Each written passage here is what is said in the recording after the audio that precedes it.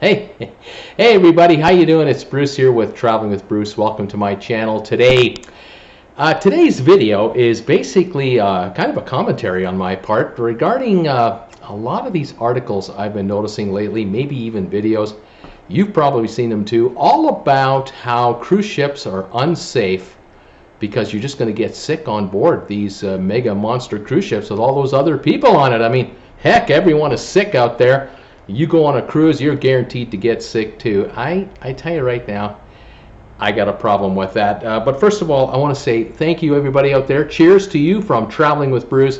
Thanks to all of you for your support of this channel. Those of you who go to my RedBubble store, those of you who go to my Amazon affiliate link to buy something on Amazon, the links are down below, and thank you for all your help on this channel. As a full-time YouTuber, I tell you right now, I am constantly looking for stories to cover talking about cruise ships. That's what I'm known for. And sometimes the stories are good, sometimes the stories are bad, but I try to tell it to you like it is. And I got to tell you, I just can't sit idly by and let these stories go around that are just basically untrue. There are some stories out there that would make you think that if you were to go on a cruise, you're going to come down with the Black Plague. I mean, it's just unbelievable. Everything contagious is waiting for you to get you. The Norovirus, colds, flu, emphysema. I mean, you name it. I mean, it's just crazy. I wonder, how is it that in cities like Tokyo, Moscow, Jakarta, Rome, London, Paris, New York, Chicago, Boston, Philadelphia, Washington, Toronto, Ontario, Montreal, Quebec, and many other cities around the world like Mexico and Rio de Janeiro and Sao Paulo, Brazil.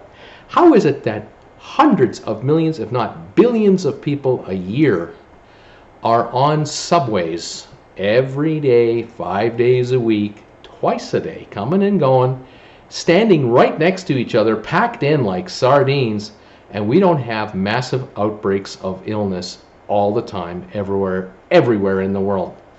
I mean, come on. You're going to be on a cruise ship for 1 week, and you're going to be exposing yourself to some of the worst diseases known to man? Makes absolutely no sense. I hear the arguments all the time. They talk about how it's impossible to keep a cruise ship germ-free. It's very difficult to keep clean, and once an outbreak of something happens, oh, it spreads like wildfire.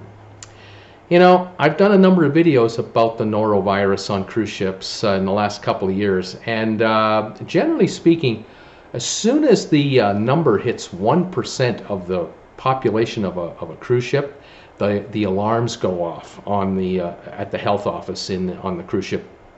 For example, if you've got 5,000 people on a cruise ship and 50 people get ill from norovirus, which is the stomach virus, emergency conditions are already sounding. The alarms are already going off. Hardly the same can be said at your local high school, public school, subway station, your workplace. You're not going to have those kinds of alarms going off.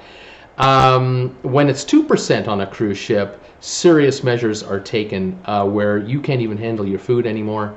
Staff that are trained to handle food properly will handle all food. You don't handle even dishes any longer. I mean, it gets really severe. At 3%, ships go back to home port where they started from, and people get looked after immediately. And it is such a rarity. I mean, it's so rare.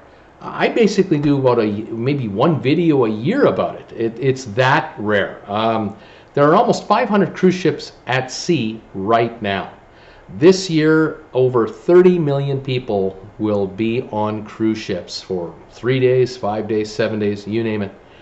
And if this was such a pervasive problem, the way you read and hear about these stories on the internet and on other sites, you'd think that there'd be a cruise ship every 2 weeks, every week, coming into dock with a whole bunch of sick people. And it just doesn't happen. It's news when it does happen because it's rare. It's very, very rare that a ship has to return back to her home port early because of an illness outbreak on a cruise. Here's the reality.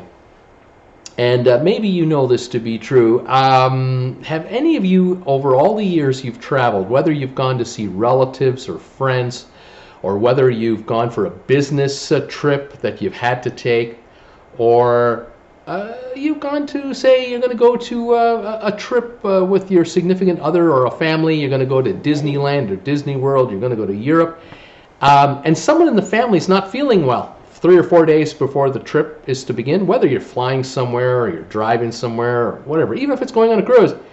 How many times has it happened where, despite not feeling so great, you traveled anyway? It happens all the time. Every day, I don't know how many millions of people are in the air around the world. I can guarantee you that someone on your plane, out of the 150 passengers that are sitting in that airplane, someone on your plane's got a cold. Somebody on your plane in the last week was not feeling well, may have not been feeling well the morning they got on the trip. They go anyway. We all do. We tough it out, especially those of us who have, let's say, paid in advance for a 1-week holiday that's going to cost us $3,000 or $4,000. We're going, baby. Nothing is stopping us from going. The reality is, on cruise ships, the norovirus that exists out there, people bring it with them on a cruise. They already got the norovirus. The reality of the norovirus is it takes several days to appear as a symptom. It takes a while for it to hit your body, and depending how strong you are and your immune system, it might take a week or so before it even gets close to overtaking you, and even then you may not feel the effects very much because it's a mild form.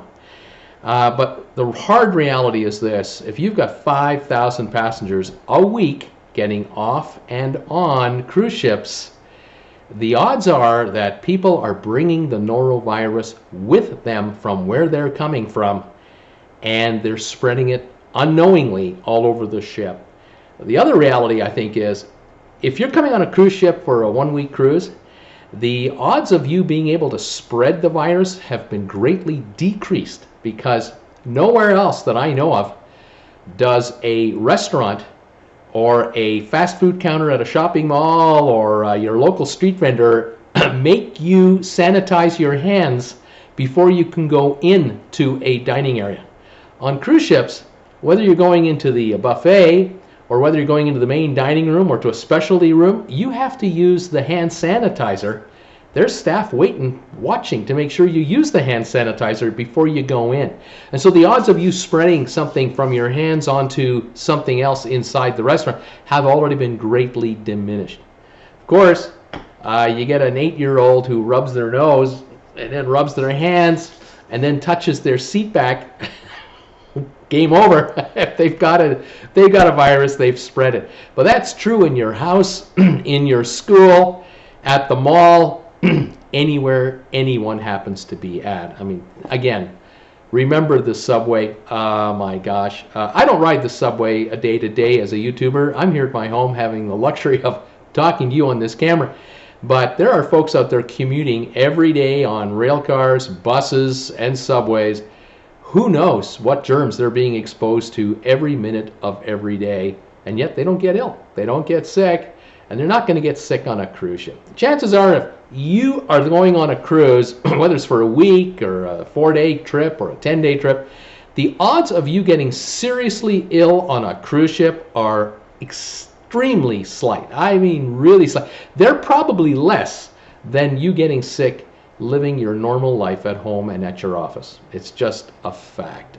Cruise ships have excellent protocols to keep cruise ships clean. They're inspected often. They're inspected by surprise, especially by the U.S. authorities. And cruise lines themselves pride themselves on running a clean operation, because if they didn't, their staff would be sick. Think about that. There are 2,000 plus staff members on some of these larger cruise ships. If they were really the cesspools that are being broadcast that they are by people out there, pundits, why is it that the cruise lines don't have 500 people every week going to the hospital from the 2,000 crew that are working on the cruise ship? It's just not the case. The crew members, some of these ships have 2,200. No one is getting sick on these ships. They're stuck down below, by the way. It's not like they have balcony suites and get the fresh air every afternoon when they go back to their suite. They're down below sharing 2, 3, 4 people to a cabin. They're packed in there pretty tight, and yet they're not getting ill at an incredible, crazy rate. Why is that? Because the ships are kept at a very clean standard. So there you go. It's my little rant of the day. I hope you didn't mind it. Like I said, the chances of you getting sick on a cruise ship are very rare. The chances of someone being sick when they get on the ship, yeah, that happens. But then they're also in a sanitary environment going forward. Hopefully what they have won't spread. Sometimes it happens, unavoidable, but it happens at your office, at school, and in our lives. There you go. There's my little story for the day. Thanks for joining me. Please subscribe to my channel. Hit the bell notification icon. You'll get an alert every time I issue a new video. Thanks for joining me today. This is Bruce with Traveling with Bruce saying, we'll see you next time. Bye for now.